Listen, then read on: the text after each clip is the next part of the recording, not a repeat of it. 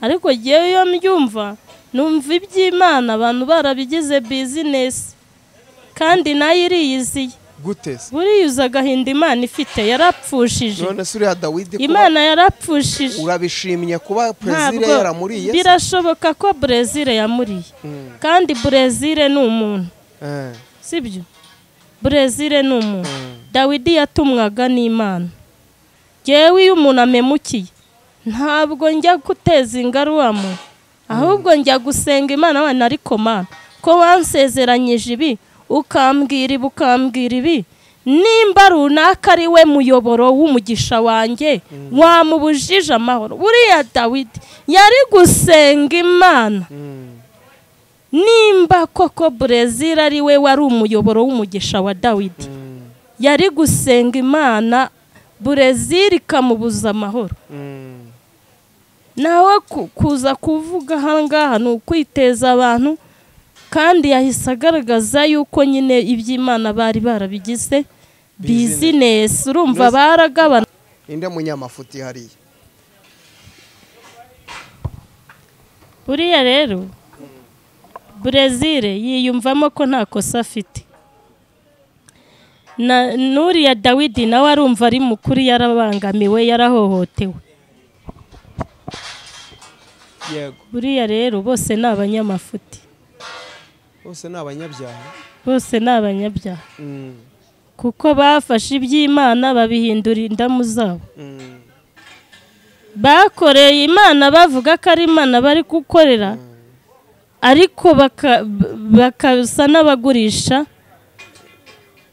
bwa butumwa bw'Imana iryo jambo uvuze uri buze kubakira ko bakurusha umunwa ntabwo geninya abantu ko bose nta n'umwe nzima uravuze ngo bose ni abanyabyaha urumva bari buze kukorohera ahubwo bose bazihane bose bazihane kana wenda binange ariko akabona avuga ati nubwo natandukanye na Vitali ariko metse umwana we none buriya azavuga ntazi nimba abyara ntazi niba atabyara ubwose ubundi umugore nimumfashe dushimire aba bahanga Relax Life Center muri uru rugo n'uwazahaye hava ari injege bamukorera isuzuma rusange bakareba imikorere y'umubiri maze abazahajwe na amibe igifu umwijima indwara z'ubuhumekero ibibazo byo kutuzuza inshingano z'abashakanye indwara z'imitsi n'izindi bakazibamururaho bakoresheje inyongeramirire n'ubundi buhanga nka reflexology massage yongera ubwirinzi bw'umubiri ikarinda na stress bagukorera imbonerahamwe y'imirire ijyanye n'ikibazo ufite maze mbere yo kugusezerera ukongera ugakorerwa isuzumwa rusange kugira ngo utahe ntacyo utaka uvuye kuri gare ya Kimironko utaragera ku rusengero rwa Foursquare Gospel Church urabona icyapa cy'ikigo Relax Life Center telefone ni 0788302368 iyi nimero iri no kuri WhatsApp. Reka ntangira ngusuhuza nkwifuriza amahoro y'Imana habwo umugisha n'Imana kuboko kwiza kw'Imana ni kuboneke kuri wowe ugeze kuri yicana ari ubwa mbere reka nkubwire ngo amahoro y'Imana naboneke kuri wowe udukurikiye utameze neza reka nkubwire ngo komera mwise niko biba umunsi biranga ariko ejo birakunda ntagahora gahanze turagarutse rero mbere ya kamera mubona umuhanuzi w'Imana umuhanuzi kazi benshi bamuzi ngo ni Wamuhanuzi umanura ibiciro amahoro meze neza yego meze neza rya witwa Diane yego nitwa Diane Nyiraneza iryo zina Diane rimaze iminsi riduha show kuri iyi mihanda warabimenye ntago byoroshye narabimenye ariko njyewe ndi Diane utaru we kuri iyi mihanda we nta video zihari oyajye nazihari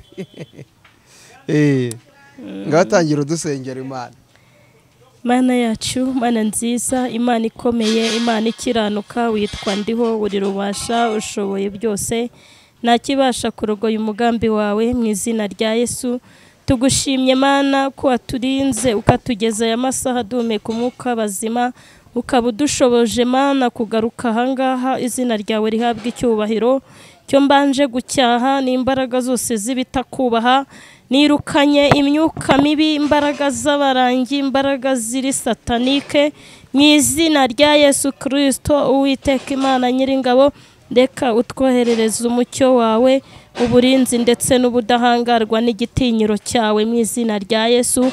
Uwiteka Imana Nyiringabo, ibitakubaha byose bituze mu izina rya Yesu, haboneka ubutware n'ubushobozi byawe. Mweretse abantu rero bari bukurikire iki kiganiro, ubagirire neza, ubane nabo ubaha umugisha, kandi hagire ikibubaka, hagire ikibafasha mu byo tugiye kuganiraho byose, mu ijambo ryawe, mu butumwa bwawe, mu izina rya Yesu. Gaho bagire neza, twese tugire neza mu izina rya Yesu. Amen. Amen. Yego. Dia, amakuru y'iminsi. Amakuru ni meza. Umaze iminsi uhanura ibintu bigasohora.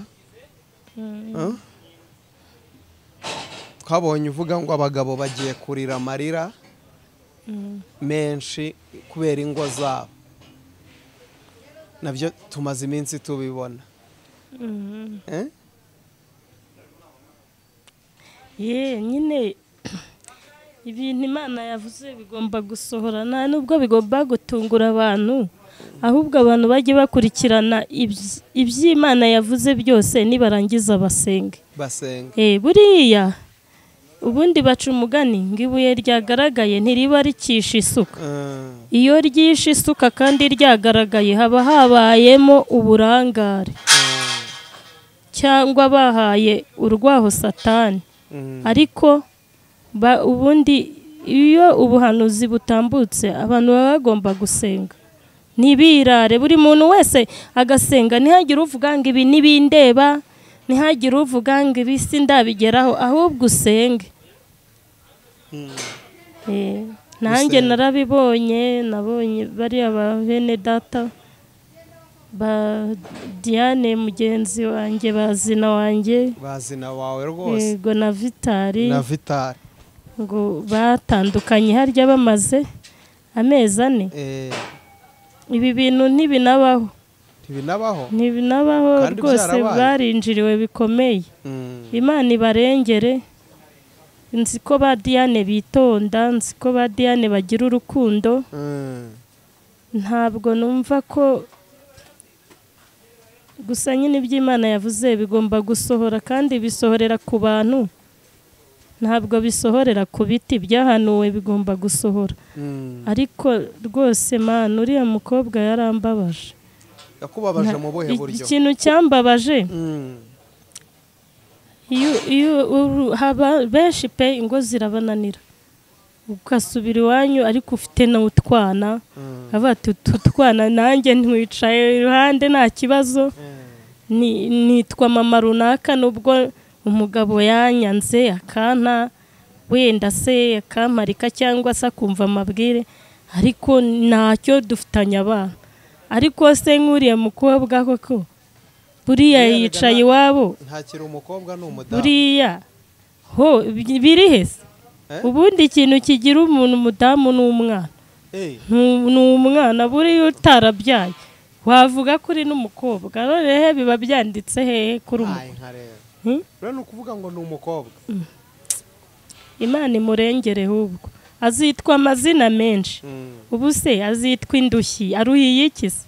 Azitwa se igishuba ziko, ntabwo wabona izina umwita. Ahubwo jewe numvise nkibibona, nagize umubabaro wo kumva namusengera agasubira mu rugo.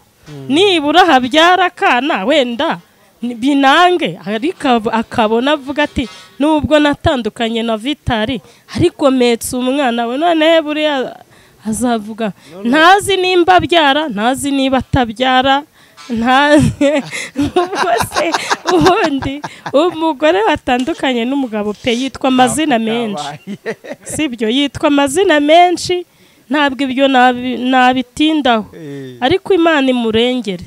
Buriya ngo agahinda k'umunyonzi kamenywa n'umunyonzi mugenzi we.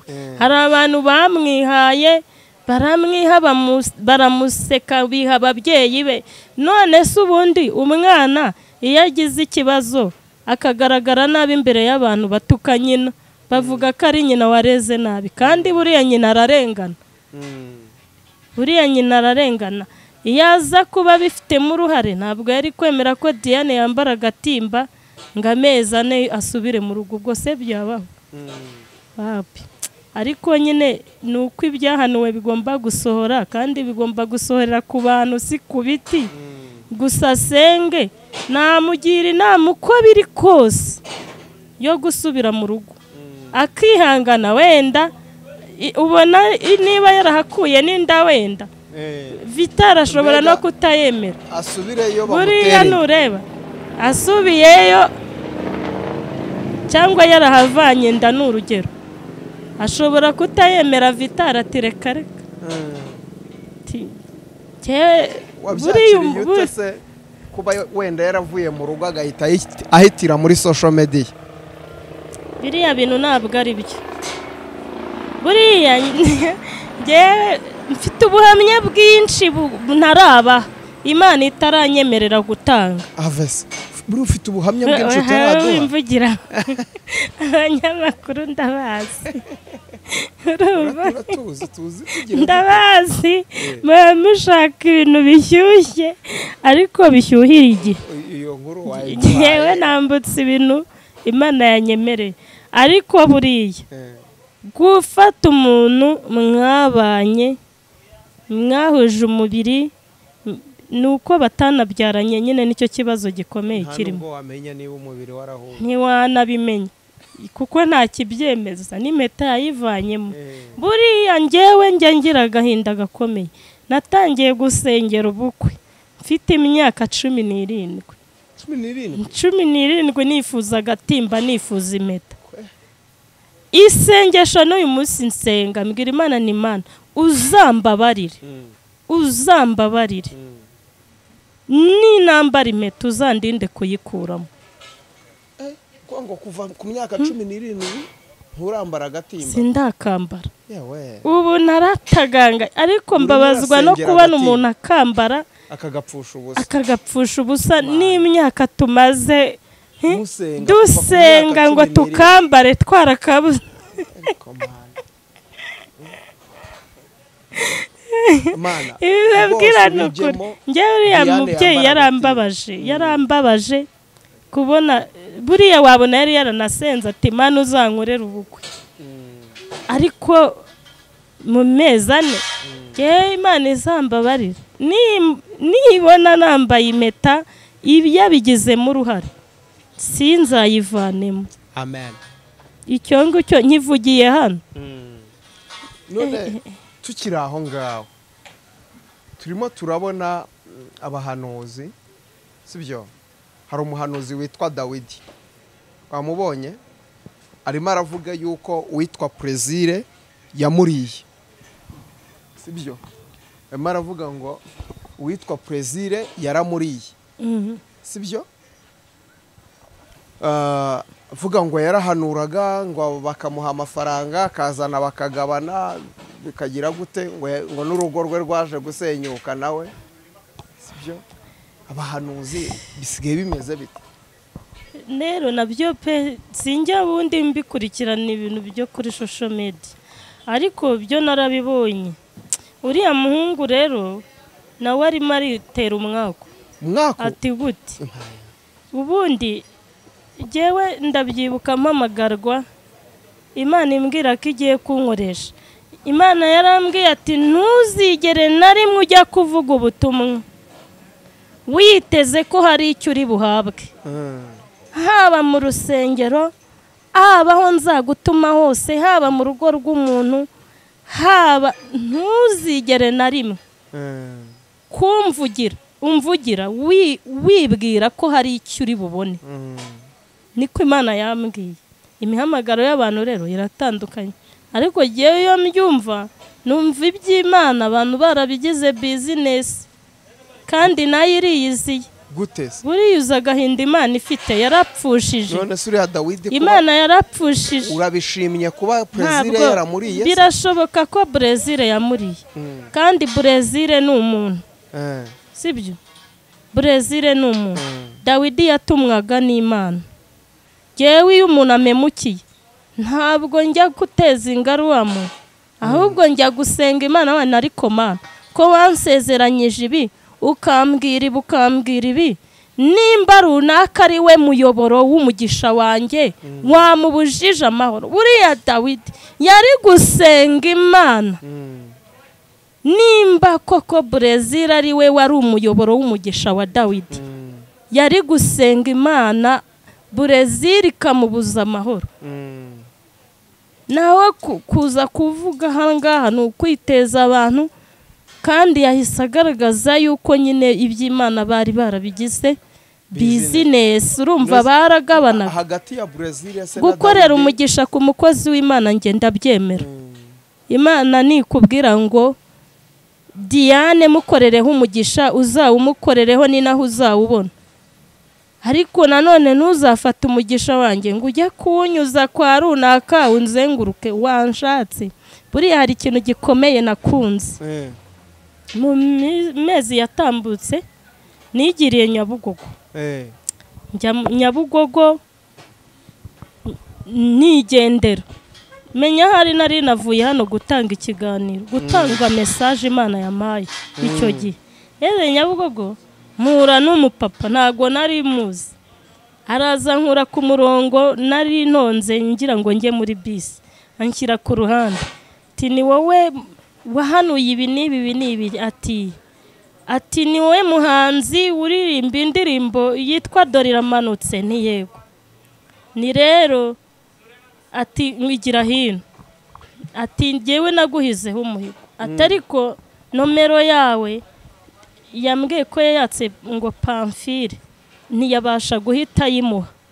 Ati ndayishaka ndayibura. Ndamubwira ntariko burya no kuri cano yanjye hariho nomero. Ati ntabwo ibyo nabitekereje kuko ntiziri hafi. Ati none ngwino nkwereke rero. Amfasha akaboko turagiye no mu mujyi muri kazi ni kazi. Ageretse gitare yayishyuye 200 na posheti kwayo igikapo cyayo 20 arabyishyura 220 ayahereza nde. Ukiva hano ku isezerano. Nkiva hano ku isezerano. Wowe ntiwaturiye koko? Hoya je nago nabariye nahawe gitare nta amafaranga kuko jewe urumva ubwo wari umugisha wanjye. Rero umugisha w'umuntu mw'abantu mwe nawe umuntu angurira gitari namuzi ayiva wenda wabona atari yanabiteguye ko turi bure kuko ntabwo nari muzi nta na nomero yanjye yari afite. Rero uko niko jewe nshima Imana ikora. Umugisha w'Imana ubundi ntabwo uba uvuga ngo uzanyura hanga. None se na gitari narayikundaga pe. Nkumva niyumvamo n'umuhamagaro maze no kuyimenya kuyicuranga nkumva rwose nkaryama ndota nugaruka uzayizana. Naryama nkarota ncuranga gitari naririmba nkumva ntibijyanye kubera nta gitari urumva. Ariko mbona gitari gutyo kandi ansobanura uburyo yahize nomero zanjye akazibura. Ariko umugisha w'umuntu ntaho ujya. None se ubwo gitari sinayibonye. Gitari narayibonye nyibona mu buryo bununguye ntatekerezaga. Numvaga ko nzabona amafaranga urumva nkajya kuyigura. Ariko Imana irareba wenda ibona ninyabona nzayakemuza ibindi bibazo byanjye sinyigure. Ariko nagira ngo mbabwire ngo umugisha w'umuntu naho ujya. Uyu Dawidi rero inama namugira niyo gusenga akishyuza Imana yamutumye, naho kuza kuvuga ngo nta bibanza ufite ngo nta nzu ugira. Twese tuba muri nyakatsi, Imana nibishaka izadutabara kandi nazo tuzibamo atari izacu. Imana nibishaka. Hagati ya Plaisir na Dawidi inde munyamafuti hariya? Buriya rero Plaisir yiyumvamo ko nta kosa afite. Nuriya Dawidi nawe arumva ari mukuri yarabangamiwe yarahohotewe. Yego. Buriya rero bose ni abanyamafuti. Bose ni abanyabyaha. Bose ni abanyabyaha. Kuko bafashe iby'Imana babihindura indamu zabo. bakoreye Imana bavuga ko ari Imana bari gukorera, ariko bakasa n'abagurisha bwa butumwa bw'Imana. iryo jambo uvuze uri buze kubakira ko bakurusha umunwa. Ntabwo geninya abantu ko bose nta n'umwe nzima. Uravuze ngo bose ni abanyabyaha, urumva bari buze kukorohera. Ahubwo bose bazihane. Bose bazihane.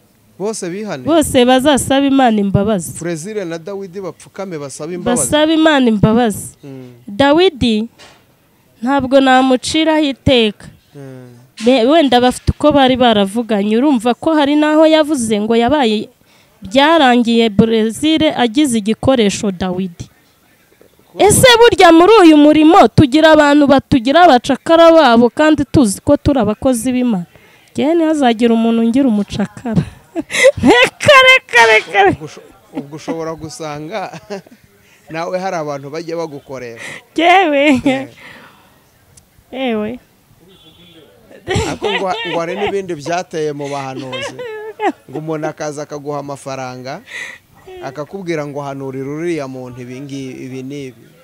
Abo ntabwo ari abahanuzi. Abo ngabo nyine ni abanyabizinesi. Iby'Imana baba barabigize indamo. Kandi umuntu ukubwira ngo hanura ibi ngibi, urumva si Imana ibivuze. Ni umuntu uba umutumye ahubwo akagenda mu izina ry'Imana. Nanjye hari umuntu wabimbwiye, ntabwo muvuga izina, ariko uyu muntu azihane. Kuza kubwira umuntu ngo hanura ibi, ngo genda ubwire runaka ko ari Imana ivuze kandi atariyo. Kandi ubwo wasanga akomeye uwo muntu. Hano hanze hari ubuyobe bwinshi. Mbwire n'abahanuzi bakibahagazemo, mube maso musenge. Uzi yuko utabaye maso iki Imana yakugabiye yakikunyaga, kandi Imana itaginyaga uwo yagabiye. Yakikunyaga neza. Ibi rero bireze iby'abasore bakoresha abakobwa, bakoresha abahanuzi ngo bahanurire abakobwa ko baberetswe.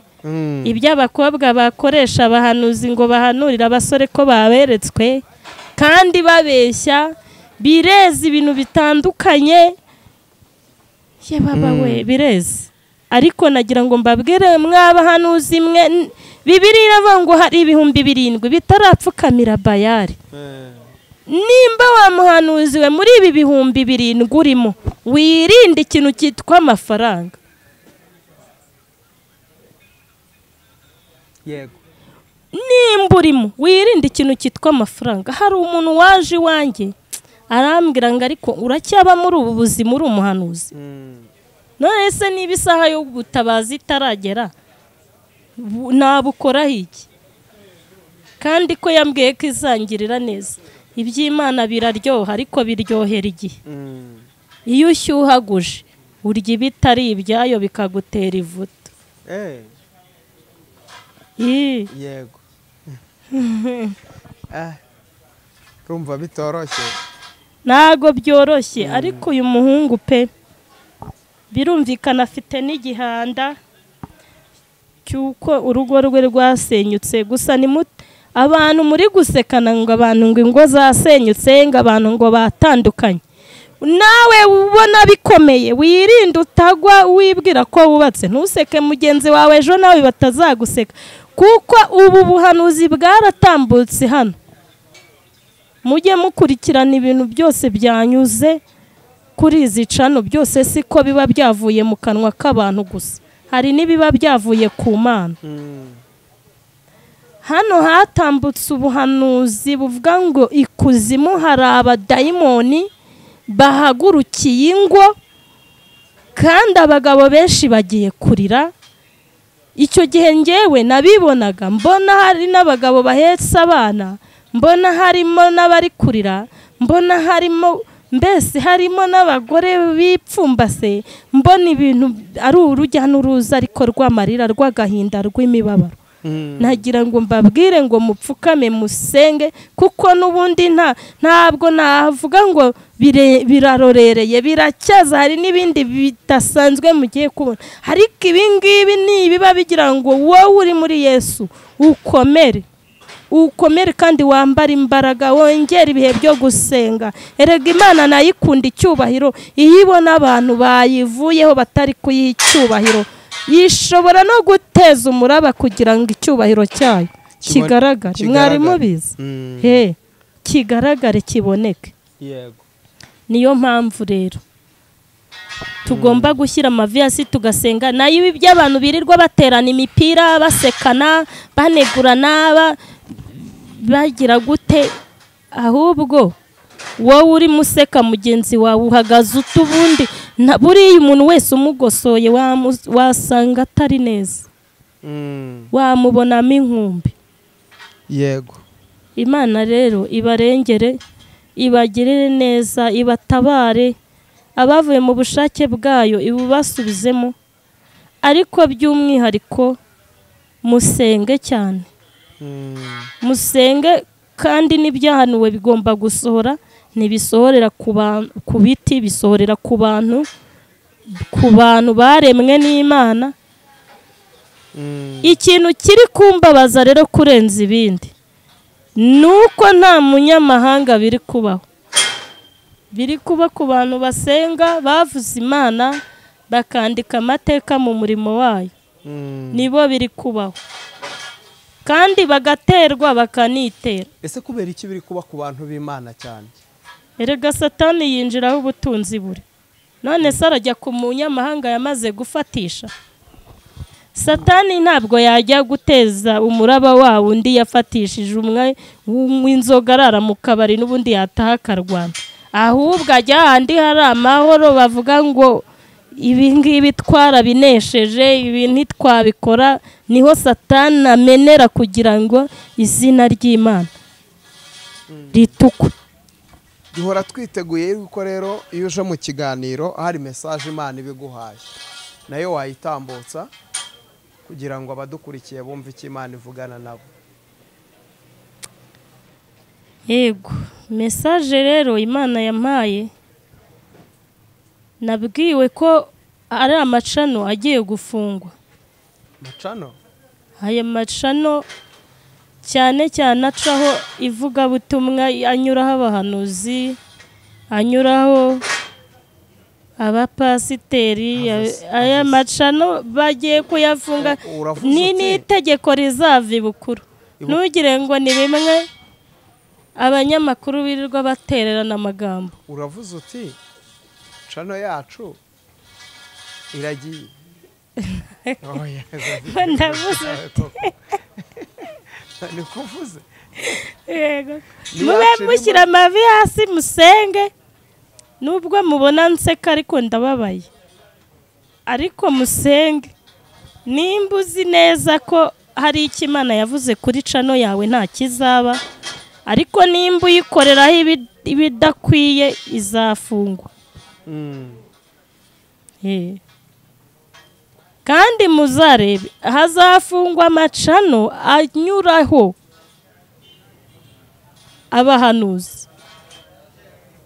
Muzasanga babandi basanzwe batajya binjira mu by'ivugabutumwa, batajya bakira abahanuzi, nta kibazo bafite. Ni ukuvuga ngo ubwo dusenge cyangwa twirinde abahanuzi? Ntabwo nababwira ngo mubirinde abahanuzi, nta kibazo bafite. Ahubwo musenge kuko namwe ubwo nyine Satani arabahagurukiye. Kandi ibintu uvuze bihita bisohora. Ko ntabwo mba nabyitumye. Buriya ari ibyo nitumye nitekerereje. Ntabwo byasohora. Ariko impamvu bisohora nuko mba nabitumwe, kandi nta kintu mbwirwa ngo mpite nyivuga, mba mbimaranye iminsi. Yego. Nibi nabyo narabirwanyije nkajya nsenga, ariko nkomeza gutegekwa ko ngomba kubivuga. Rero musenge kandi munasengera abo mwakira. Yego. Nibyo wa mugani hari umuntu wavuze ngo social media ni akazi, ngo baba bari mu kazi. Nibyo muba muri mu kazi, ariko nk'abakozi b'Imana mujye musenga. Nk'ari umuntu ushobora kuza akavugira nk'ibintu hano, kandi akavuga ko ari Imana yamutumye, bagahita babambika amapingu mwese bakabajyana. Niyo mpamvu mugomba rero gusenga. Ariko byose uko bizagenda hazabaho itegeko ko zigomba gufungwa zigahagarikwa. Keretse umuntu uzaba nyine wasenze niwe uzakomeza umurimo. None si insengero zizafungwa, social media zirorera ikoze ko musetsa. Yego. Nabihamya n'ibimenyetso muba munabona, niyo waba uterekwa ntiwakwerekwa. Iyo niyo message. Iyo niyo message.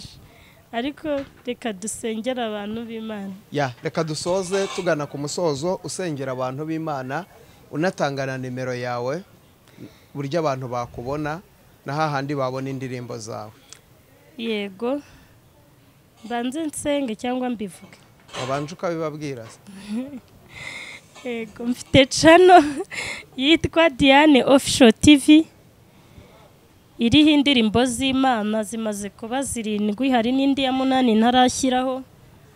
Yego, munshyigikire ntacyo mwitayeho, munshyigikire nk'abakorera Imana, munshyigikire kugira ngo ubwami bw'Imana bwaguke, dukomeze dukorera Imana ntacyo turebaho, kandi Imana izabahemba mukiri muri uyu mubiri, ndetse nibiba ngombwa ko munataha muzabona iherezo ryiza.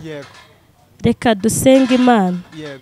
Ariko nagira ngo nkubwire wowe urushye, wowe uruhijwe n'uruvugo, wowe uruhijwe n'ibibazo bitandukanye, wowe ufite uburwayi butoroshye, izere Yesu ni umwami w'abami, arakiza, aratabara, arabohora, akura ku cyavu, ahindura amateka, yimura imisozi itabimenye.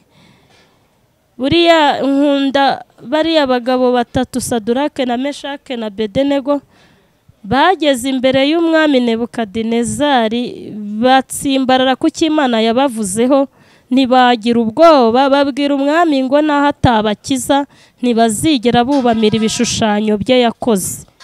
Nawe rero iyi Mana uyitsimbarareho, uyikomezeho, izakurengera ku munsi mubi. Mana yacu, Mana nziza, witwa ndiho, uri rubasha, ushoboye byose, nta kibasha kurogoya umugambi wawe, kandi urihagije rwose mu bumana bwawe.